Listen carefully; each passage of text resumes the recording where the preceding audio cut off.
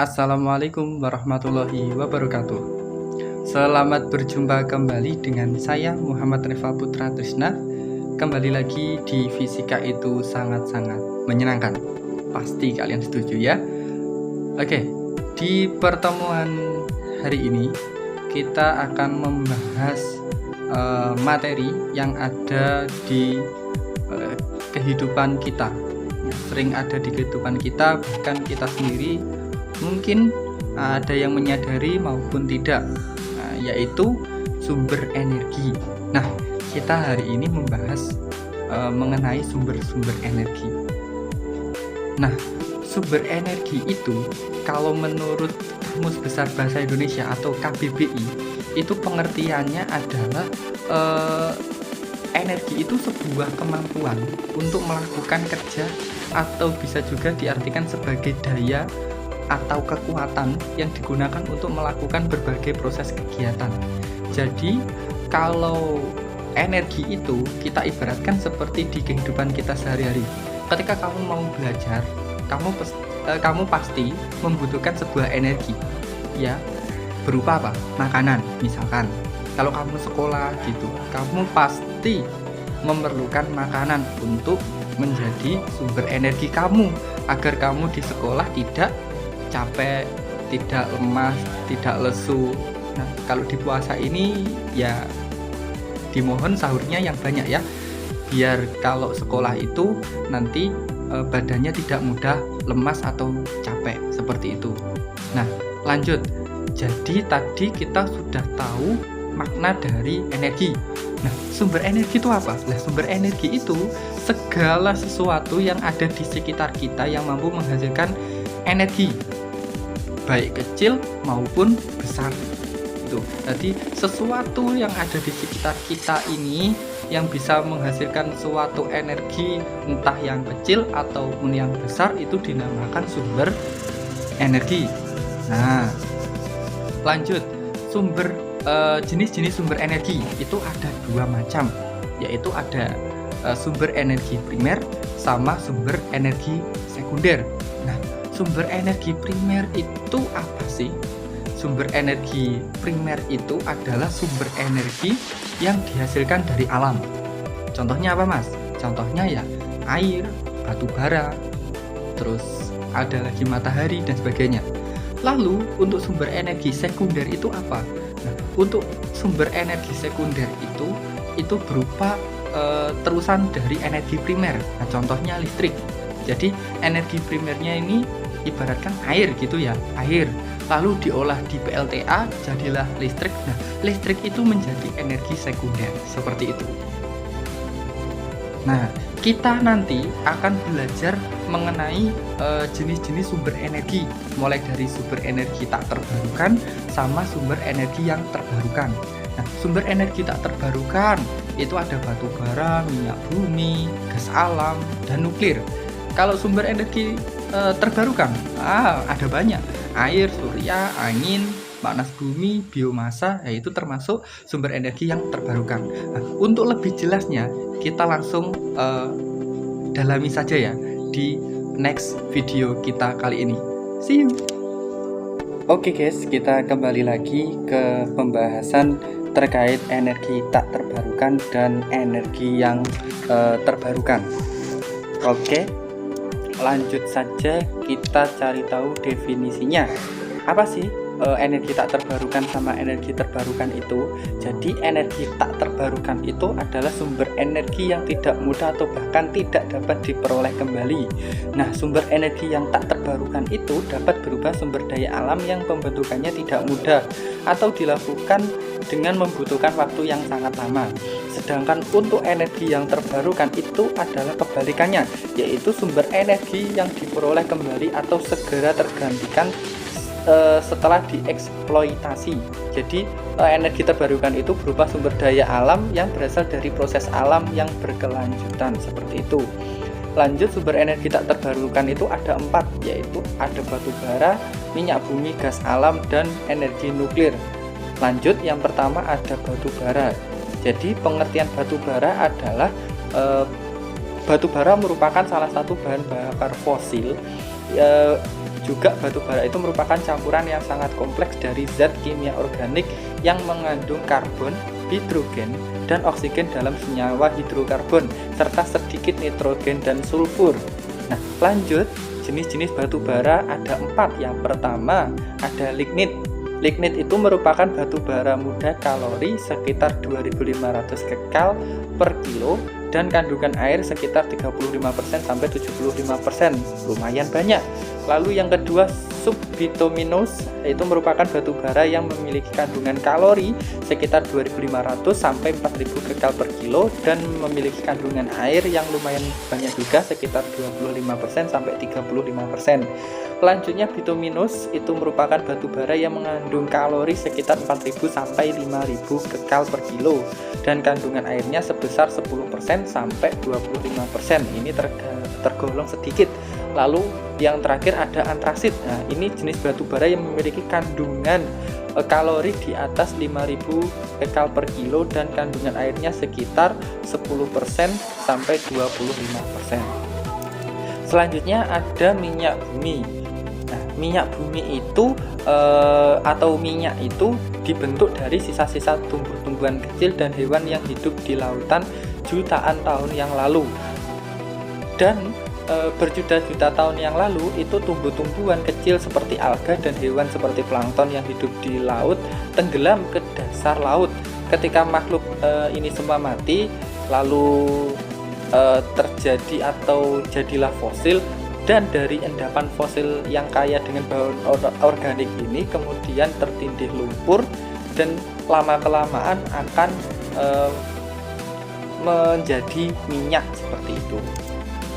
Nah, minyak bumi itu tidak hanya dipakai di bensin, ya. Banyak orang itu yang beranggapan bahwa minyak bumi itu rata-rata dipakai untuk bensin. Padahal salah. Minyak bumi itu macam-macam, ada yang bensin, bahan bakar minyak, terus ada solar, ada aftur, ada oli. Nah, oli termasuk, bahkan ada yang kita anggap remeh, ya, padahal setiap hari dilewati, yaitu untuk aspal. Nah, aspal itu dari batu bara juga. Nah, selanjutnya, oke, langsung saja ke gas alam. Gas alam itu ada LPG dan LNG. Nah, LPG itu apa? LPG itu campuran dari berbagai unsur hidrokarbon yang berasal dari penyulingan minyak mentah dan berbentuk gas. Dengan menambahkan tekanan dan menurunkan suhunya, gas berubah menjadi cair. Akhirnya LPG itu disebut sebagai gas minyak bumi yang dicairkan. Itu. Lalu LNG, ya. LNG itu apa? Itu merupakan gas alam yang dicairkan dengan komposisi kimia terbanyaknya adalah metana, lalu sedikit etana, propana, butana, dan sedikit sekali pentana serta nitrogen. LNG itu dipakai di industri sebagai bahan bakar. Selanjutnya ada nuklir. Nah, untuk menghasilkan energi nuklir diperlukan radioaktif, terutama uranium.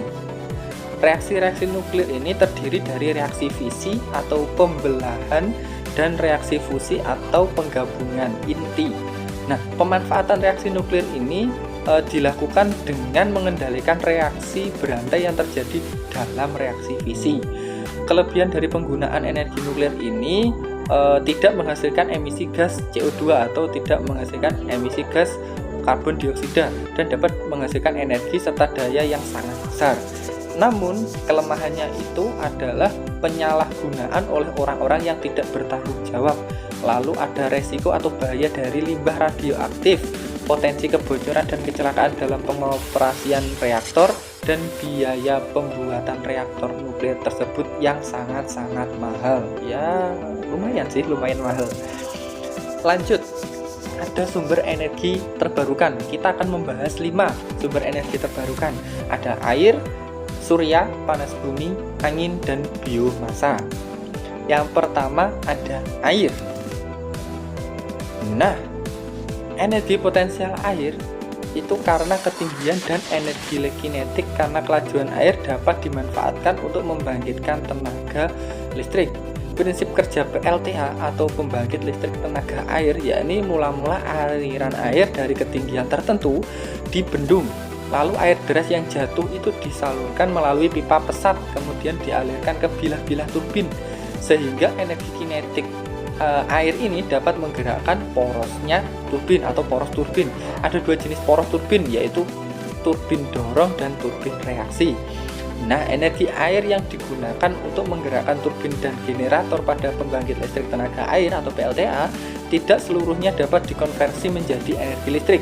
Dengan menggunakan konsep konvensi, maka besarnya daya yang dapat dihasilkan oleh PLTA itu dinyatakan sebagai berikut. Nah, itu ada PPLTA sama dengan efisiensi dikali rho kali gravitasi, kecepatan gravitasi, ada Q debit air, dan H atau height atau ketinggian dari suatu bendungan tadi. Seperti itu. Lanjut untuk energi surya. Nah, energi surya ada dua juga, ada panel surya, ada solar collector. Nah, yang pertama panel surya. Panel surya itu untuk menghasilkan listrik dari cahaya diperlukan proses fotoelektrik. Nah, proses fotoelektrik ini dapat dibedakan menjadi tiga, yaitu fotoemisivitas, ada fotokonduktivitas, dan efek fotovoltaik. Nah, sedangkan solar collector itu adalah tugasnya mengumpulkan cahaya matahari dengan menggunakan bidang pemantul atau reflektor. Nah, cahaya dari bidang pemantul itu difokuskan sehingga diperoleh cahaya yang terfokus atau sering dikenal CSP.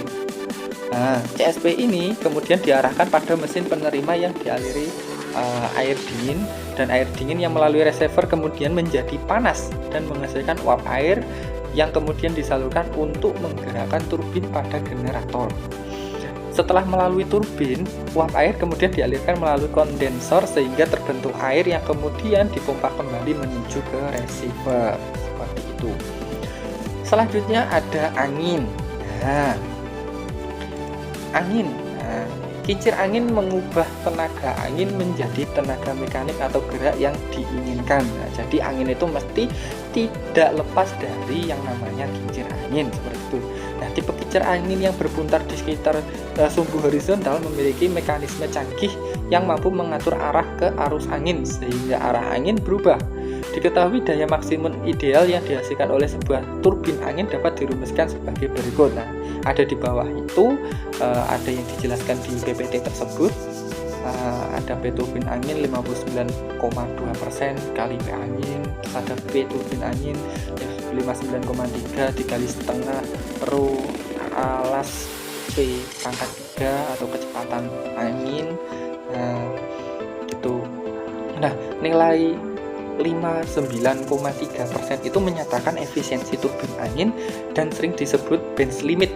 Nah, yaitu persentase yang menyatakan energi kinetik maksimum angin yang idealnya dapat ditransmisikan ke turbin angin. Akan tetapi pada kenyataannya akibat adanya inefisiensi aerodinamis dan mekanis, semua turbin mempunyai efisiensi yang lebih rendah dari Benz limit. Seperti itu. Lanjut ke indovensi seperti ini umumnya dinyatakan dengan besaran koefisien daya. Nah, sehingga persamaan daya turbin angin dapat dinyatakan sebagai berikut itu. Nah, ketahui seperti itu. Nah, turbin angin yang tersedia di pasaran saat ini umumnya memiliki koefisien daya antara 0,3 sampai 0,45. Nilai CV berubah terhadap kecepatan angin. Jika rotor turbin berputar terlalu lambat, maka sebagian besar angin akan bergerak tanpa hambatan melalui celah di antara sudu-sudu rotor atau blade. Sebaiknya jika sudu turbin berputar dengan kecepatan yang sangat tinggi karena adanya faktor aerodinamis, maka turbin cenderung menjadi tidak efisien. Oleh karena itu, untuk memperoleh daya dari turbin angin sebesar mungkin, turbin angin dirancang untuk beroperasi pada rasio kecepatan ujung sudu rotor TSR atau tip speed ratio yang optimum. Seperti itu. Oke guys, kita lanjut kembali. Itu yang keempat ada panas bumi. Nah, panas bumi itu stasiun pembangkit listrik tenaga panas bumi itu memanfaatkan panas di dalam batuan di bawah permukaan bumi untuk mengubah air menjadi uap. Lalu uap dipakai untuk pembangkitan digunakan dalam sistem pemanasan. Jadi kayak panas bumi itu PLTB namanya. Itu juga bisa dipakai menjadi sebuah listrik untuk tenaga di kehidupan sehari-hari. Itu pemanfaatnya itu melalui uap, jadi mengubah air menjadi uap. Caranya gimana Mas? Ya airnya itu dipanaskan, setelah panas lalu ada corong-corong yang mengalirkan uap tersebut, lalu uap tersebut menggerakkan sebuah generator atau turbin di dalamnya. Akhirnya setelah generator atau turbinnya bergerak itu jadilah listrik seperti itu. Lalu selanjutnya ada biomasa. Nah, biomasa ini mencakup bahan-bahan sisa atau limbah yang dapat digunakan sebagai bahan bakar, tapi bahan organik yang berubah melalui proses-proses geologis menjadi batu bara dan minyak bumi itu tidak dikategorikan sebagai biomasa. Nah, cara penggunaan biomasa itu sendiri adalah sebagai bahan bakar yang paling sederhana, yaitu dengan cara membakarnya untuk menghasilkan energi panas seperti itu. Nah, demikian pembahasan saya kali ini melalui daring. Mohon maaf kita tidak bisa bertemu atau bertatap muka secara langsung seperti itu. Sekian dan terima kasih atas perhatiannya. Kita sambung materi secara langsung besok ya kalau ada di sekolah gitu. Mohon maaf jika saya selama di video ini mungkin cara penjelasannya kurang begitu dimengerti. Kalau ada pertanyaan silakan tinggalkan di kolom komentar seperti itu ya. Terima kasih atas perhatiannya. Wassalamualaikum warahmatullahi wabarakatuh. Ingat, fisika menyenangkan.